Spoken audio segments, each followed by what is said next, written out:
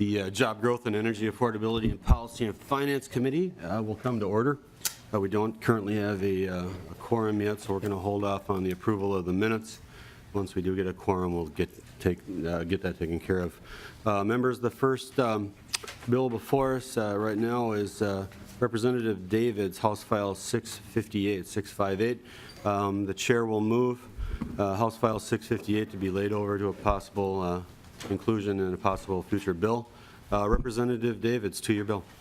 Thank you very much, Mr. Chairman, and thank you for moving House File 658. When you have a quorum, I'd like if I could make two notes. I have two simple amendments that would need to be done to clean the bill up here in committee, and if I could just let you know what those are on line 1.8 of the bill, House File 658. Between the words community, economic should be an and. It should say community and economic.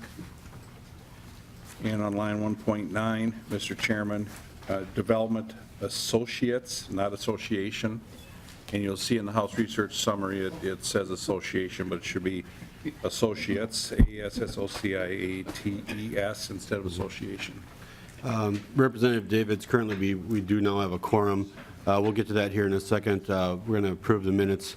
Representative O'Neill, she moves the minutes for yesterday. Any changes or corrections to the minutes? Seeing none, all those in favor of approving the minutes as presented indicate by saying aye. Aye. All opposed? The minutes have been moved. On to your bill, Representative Davids. We have, it was a good catch on your part, and I appreciate you catching this. These would be technical fixes going along the parameters that we have that you have to turn in for amendments. There was no amendment presented to do that, to make this change. You met your deadline on that, is that correct? I didn't have an amendment. Right. Yep. These are technical fixes. So at this point, we will waive that, get these typos fixed up, and free up our reviser's time. With that, we're going to need an approval from the members. The first change I will state for the record is on line 1.8, technical change. The sentence should read, starting with word 1, it is of employment and economic development for a grant to the community and economic. Insert the word and between community and economic. That would be the first fix. And then the on line 1.9, you have the very first word is development association. That word should be associates. Those would be the two technical fixes that we would need for this bill. Save some reviser's time here. Members, all in favor of approving this technical fix, please indicate by saying aye. Aye. All opposed? The motion carries. Chair Davids, to your amended bill. Thank you, Mr. Chairman. I have with me today Brenda Johnson from the City of Chatfield and Chris Geeson, who is works with the City of Chatfield through the Economic Development Authority. Say that right? Okay. And they are here as a resource. I know you have a lot of bills on your agenda today, that if there are questions, I'll answer the questions unless they have substance and are tough, then I'll let them do it. So what we're doing here is we're appropriating $275,000 to the Community and Economic Development Association, also known as CEDA, for an economic development study and analysis of the effects of current and projected economic growth in southeastern Minnesota. It requires CEDA to hire an independent entity to conduct the study, which should include policy recommendations for how the region can respond to projected economic changes. And you have the rest of the information in the bill there. And this is especially important for southeastern Minnesota in that with the DMC taking off very rapidly, the Destination Medical Center for Mayo Clinic and the area, I feel that this appropriation would be very wise to help entities, governments, townships, counties to do planning. And so that's what this does. And if you have any questions, I'd stand for questions. Thank you, Representative Davids. Did you have testifiers who wish to speak to this, or are they here for phone a friend? Well, they're phone a friend. They're phone a friend. Members. And they are friends. Okay. Any member questions here? Any member questions? This is a public hearing. Is there anyone from the public that would like to testify for or in opposition to this bill? Seeing that there's no public testimony, we'll close the public testimony portion. And again, we'll go back to members. Members, any further questions for Chair Davids? All right, seeing none, Chair Davids, your bill is now laid over. I renew my motion to lay over 658, possible inclusion in a future bill. Have a good day. Thank you, Mr. Chairman. Thank you, members. Thank you.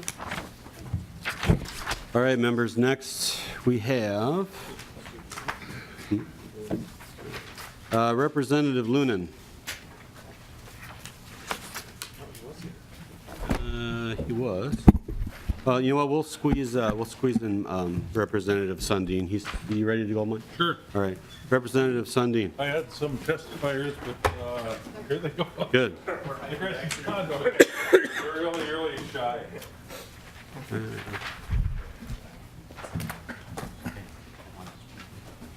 Thank you, Mr. Chair. I'd like to move House File 495. 495 for possible inclusion in a later bill. Representative Sundin, to your bill. We're seeking $2.2 million to finish up a much-needed construction project. It's a forced sewer main around Big Lake, which lies west of the city of Cloquet.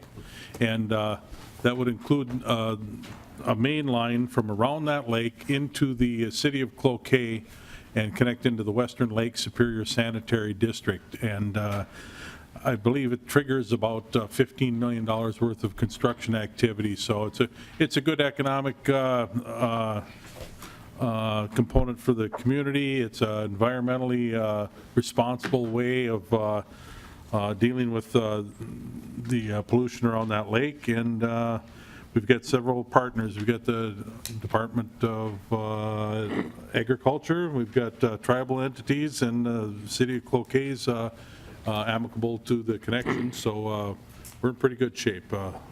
If you need any details, I've got testifiers right here. Thank you, Representative Sundin. To your testifiers, welcome to the committee. Would you please state your name for the record? Thank you, Mr. Chairman. Chris Russo, board member for the Big Lake Area Sanitary District. John Hertigan, District Engineer. And Representative Sundin, did they have anything that they would like to add to the testimony here? Or are they here for phone a friend backup? These are the best looking testifiers you're going to have. All right. So let's soak it up. If there's any questions, these people are very familiar with the project. We have a question over here. Representative Davney. Thank you, Chair Newberger. This, as I understand it, this provision was in the kind of ill-fated bonding bill last year. Yes, sir. At 1.2 million, and you're asking for 2.2 million now, which is a heck of an inflation rate. What happened? Representative Sundin. Actually, Mr. Chairman and Representative Dabney, I think the ask last year was closer to 1.5 is what we're asking for. And the cost of the project is anticipated to go climb up to another 1.8 or better. So this covers that. It doesn't match up with the Senate bill quite right. I think the Senate bill is at 1.8 or thereabouts. Representative Davney. Yeah, we wanted to thank you for your support in that bill last year. First and foremost, we really appreciate that. We originally asked for the 1.5 to keep us to a user rate that would be just under, right at $100 a month for our final users, which is something they can tolerate, but it's certainly a lot of money for a community that has a median household income of about $50,000 a year. With the 2.2 million, it would actually take our projected monthly rate down to $98.02. So it will get us under that $100 a month threshold. We do want to be clear that we certainly would like to achieve that goal of being under $100 a month for our end users. But if we have to settle for something a little bit less than that, we certainly wouldn't say no to the money. But that is the intent, is to try to get at that threshold, to try to keep it cost effective for our end users. And we certainly appreciate Mr. Sundin's support on the bill, and certainly this committee's support on the bill as we move forward with a project you obviously you've supported in the past, and so we know that you feel it's a good project. It's just that amount. So the $2.2 million level keeps us under that $100 a month for our end users. Representative Dabney. Thank you, Mr. Chair. So if I'm understanding you correctly, the unwillingness to pass a bonding bill last year is going to cost the state about $400,000 and save your end users about $1.88. Representative Dabney, we did pass a bonding bill out of the House last year. We did get our work done here on the House. Mr. Chair, Mr. Chair, Dabney. Mr. Chair, you'll recall that the bonding bill Representative Dabney. was returned. Representative Dabney. You've called on me, Mr. Chair. I would like your attention, please. And I'm sorry, I I don't want to misunderstood. be disrespectful and gavel you. We did pass a bonding bill off the House floor. After that, it was out of our hands. This body did its job. If there are future issues to be dealt with, we will deal with those. But going back and pointing our fingers at this body saying that we didn't get our work done, what we did, this body did. I just want to make sure that we're clear on that. Thank Mr. you. Chair, may I respond now? You may. I would remind you, Mr. Chair, that the bonding bill was passed off the floor, but was returned to your hands with an agreed-upon provision from the Senate, and that the leadership of this body then chose to adjourn abruptly rather than complete its work. That is the historical facts. Representative Dabney, we both have our versions of this, but we're going to stay within the confines of this committee at this time, and we can certainly take this conversation offline if you would wish. Representative, any other further comments or questions from the members? No, seeing none, anyone from the public would like to testify on behalf or in opposition to this bill? Seeing none, I'll close the public testimony period. Any final member questions? All right, seeing none. Representative Sundin, you get final say. Thank you for your consideration today. Thank you. And with that, we will lay over House File 495 for possible inclusion in a further bill, in a future bill. Representative. Mr. Chair, Yes, Representative Thiessen. thanks. So just, and I'm sorry I came in late. So, so we're going to, is it typical to include these types of bills in a jobs bill? Or, and maybe this is what you're talking about with Representative Dabney, that, or would this typically be re-referred to the capital investment bill to include in their bill? Representative Thiessen, it's my understanding that most of the water projects have been assigned to come to this committee as a first stop. I believe that this is where we're going to be hearing those, and this is the first and final stop for many of these. I don't know the justification as to why, but I do know that this is where they've landed, and this is where they'll be until. If you think that they need to go someplace in addition, you can always make that motion to re-refer to send it someplace else. But for the here and now, at this time, this is where they'll stay. Thank you. And Mr. Chair, I guess I would, before I can make that kind of a motion, I just would like to understand the intent. So it sounds like we're going to be passing a bonding bill out of this committee, and that bill is going to require 2/3 majority vote for your jobs bill?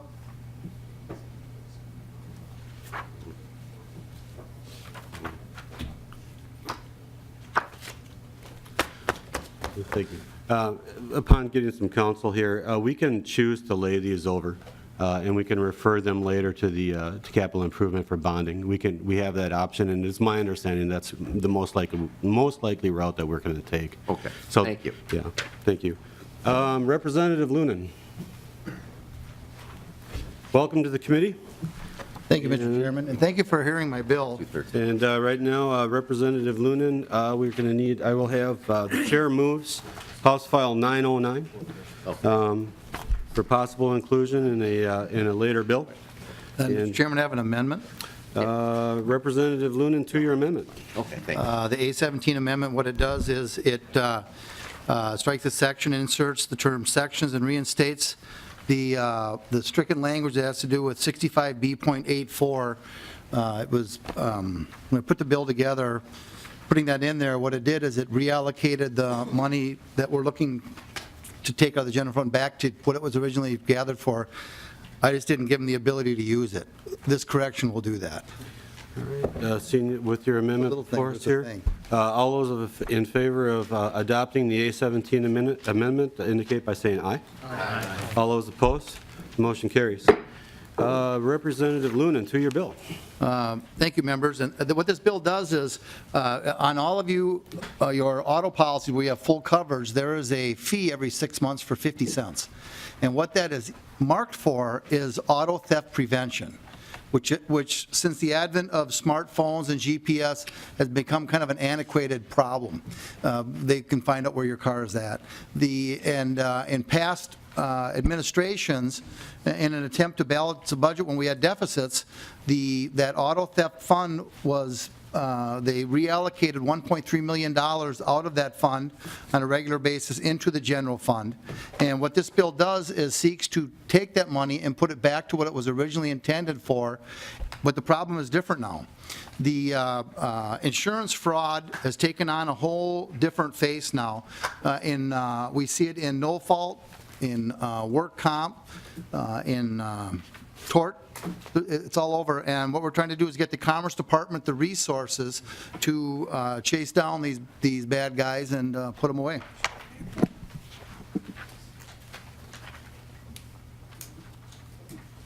All right. Okay, Representative Loonan, do you have any invited testifiers you wish to have testify? I do not. This is a public hearing. Are there any members of the public who wish to testify in favor or voice concerns with the bill? Seeing none, we'll move to member questions and comments. Questions from members of the committee. Representative Thiessen. Thank you, Mr. Chair. So what's the deal with this note that this email? I think we're going to go to Ms. Zempel. Mr. Zempel, sorry. Mr. Zempel, if you could clarify the fiscal note for the members of the committee. Absolutely. Chris Semple, House Fiscal. The memo in front of you is simply to point out that there is a general fund cost that was not reflected in the fiscal note at this time. Okay. Any additional questions or comments from members of the committee? Representative Loonan, you get the last word. Appreciate affirmative vote. With that, Representative Loonan renews his motion to have House File. Representative Newberger renews his motion to have House File 909 laid over for possible inclusion in a later bill. Thank you, Representative Loonan. Thank you very much. Thank you for your time. Are the other two done? Yeah. Really? Yeah. I should not show up more often. Aye. Well, if just give me 1 second here. Come on, help me here, help me. All right, the chair will move House File 1620, be recommended to pass and referred to the Committee on Ways and Means. And I do not have any amendments. Members, what this is the Minnesota Investment Fund. Part of the proceeds are paid back to local units of government as they exist right now. And there are certain qualified uses that are allowed for those funds. What this bill does is it allows on a temporary basis for 1 year, those local units of government can voluntarily decide to opt into a program where they can use the money for whatever they want. But in exchange for doing that, they're going to pay a use penalty of 20% to go back to the state of Minnesota. It's a one-time basis. It would only be in fiscal year 18, sort of a limited window that would allow governments, if they feel that they can repurpose those funds in a more appropriate way, that they could do that. So that's what my bill does. The fiscal note's contained in the bill, and I'm happy to. I have no testifiers, and is there anyone here who wishes to testify in favor or voice concerns with the chair's bill? Seeing none, we'll close public comment or move to member questions. Nothing? Representative McQuaid. Thank you, Mr. Chair. Could you just tell me some of the things that the city might use this for? Representative McQuaid, if they choose to opt in? Yeah. Just some types of projects they could use it for that you foresee. The legislation literally just lets them anything that's permissible under law. So I don't think they could use it for lottery tickets, but they could use it for, roads, maintenance, infrastructure, things that cities want to do. But again, it would be a voluntary opt-in basis. I'm definitely not, I'm sorry. Representative McQuaid. Thank you, Mr. Chair. No, I'm not against it or suggesting it's lottery tickets. I'm actually excited. I just wanted to know more about the kinds of things we could see if cities did choose to opt in. So if maybe you'd heard from cities that had exciting things that they might choose to do with it. Yeah, the genesis of this was that there was a certain project in a certain city that was kind of technical whether it would be qualifying for MIF funds or not. And they were looking for some legal, and they were looking for a very tailor-made option to allow them to use it. And so we said, well, what if we did this instead? And that way, other communities don't have to come up here and hire a lobbyist and have their own bill. Just give them a one-time chance to be flexible. But again, because that was not the intent of the original funds, we feel that there should be some sort of penalty for choosing to opt out of it. So, any other questions or comments? Representative Thiessen. Thank you. So the city gets to keep the money, and so this is basically like turn into local government aid. Representative Thiessen, I wouldn't say it that because it's not a need-based program. Well, but they Representative can use Thiessen. it. So, I mean, this is intended, sorry, Mr. Chair. Yep. This was intended for economic development. That's what MIF is for. And now they're going to be able to keep the money and use it for just general city revenue purposes instead of putting it back into the fund so other cities can use it for economic development purposes. Well, Representative Thiessen, right now, they don't send the money back to the state. They keep it. And there's certain qualified uses that they're allowed to use for those funds. And there was a community that it's a very unique project that there was exceptional infrastructure costs with developing a retail sector in their area. Very unique infrastructure that they wanted to seek an exemption for because as part of the MIF requirements, my recollection is that we're not allowed to use it for retail because we're kind of picking winners over losers. But this was a very unique project where because of the infrastructure cited there, it actually seemed like a good idea.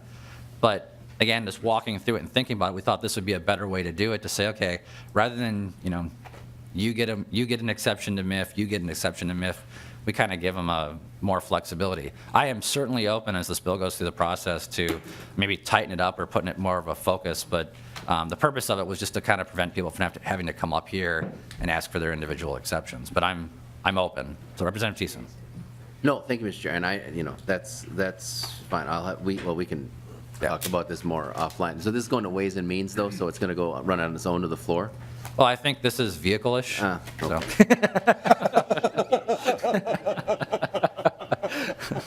Which, by the way, I had this conversation with staff earlier. I think that is the best way to describe a vehicle is just to tell everyone what it is. There is a disagreement of opinion on this side of the aisle. I think it's the best way to do it. Just go, hey, it's a vehicle. Well, thank you for saying that. But Mr. Chair, you also want to fix this problem though. I mean, this is a serious substantive bill too? Oh, sure, but Representative Thiessen, I mean, chances are it's going to get blown away and replaced with something else at some point in the process. So, yeah, it'll be fixed, but. Okay, thank you. Am I being too transparent today? Is this, I don't know, sorry. So, okay. Any other questions or comments? With that, the chair renews his motion to have House File 1620 recommended to pass and referred to the Committee on Ways and Means. All those in favor, please signify by saying aye. Aye. Opposed, say nay. The motion prevails. So is that it? Everything's done? Wow, that's fantastic. Republican members, if you could, swing up by my office. We'll talk for a little bit because we got some extra free time here. DFL members, we'll spend some time talking on the floor tomorrow, right? Yeah. And Mr. Chair, Representative Thiessen. I'm sure we have lots of bills on the DFL side that we could fill up this time with. So. Representative Thiessen, I did not think that, maybe we should be more aggressive in scheduling bills. Amen. So, all right, with that, that completes our agenda. We are adjourned. Thank you.